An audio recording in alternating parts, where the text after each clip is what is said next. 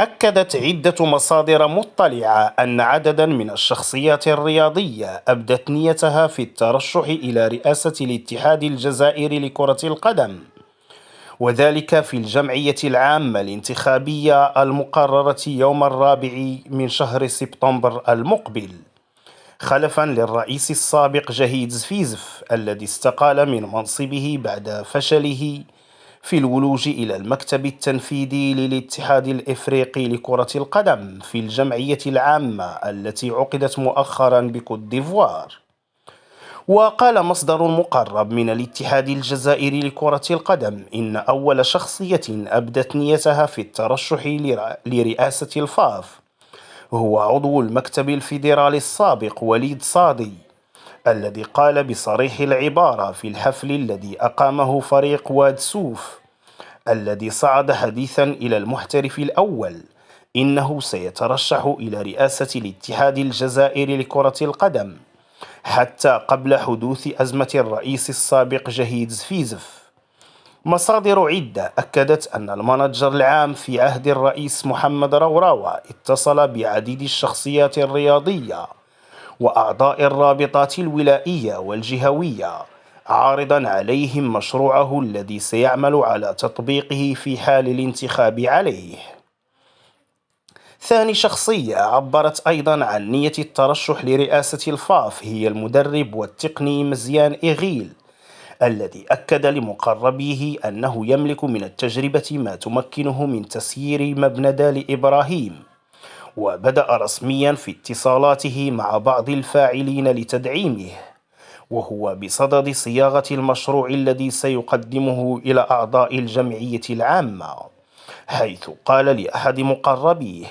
حان الوقت لإعادة الهدوء إلى بيت الفاف وفتح باب الحوار مع كل الأسرة الرياضية دون إقصاء، وتبقى القائمة مفتوحة لبعض الشخصيات التي تنتظر الوقت بدل الضائع للترشح. وفي نفس السياق قال أحد المقربين من الاتحاد الجزائري لكرة القدم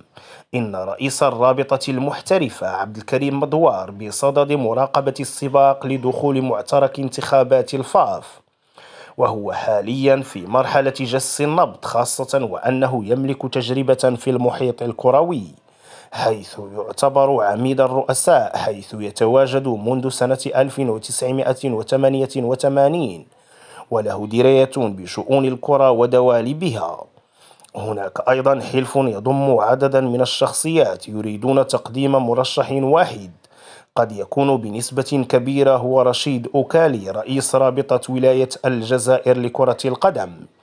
والذي اكتسب قليلا من التجربة خاصة لما كان رئيسا لكأس إفريقيا للاعبين المحليين والتي جرت في شهر جانفي المنصرم بالجزائر.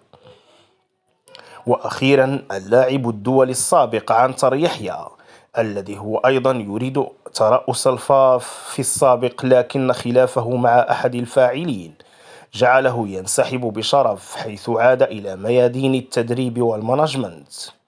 علما أن الشخصيات التي سبق ذكرها سيتم الفصل فيها في لجنة الترشيحات الوحيدة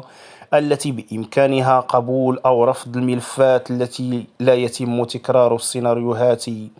السابقة، علما أن الاتحادية الجزائرية لكرة القدم حددت تاريخ 4 من شهر سبتمبر المقبل على 10:10 صباحا لانعقاد الجمعية العامة كموعد لانتخاب الرئيس الجديد للهيئة الكروية خلفا لجهيد زفيزف المستقيل من منصبه. ويترأس اللجنة الانتخابية علي مالك، فيما انتخب جمال قاسحي رئيسا للجنة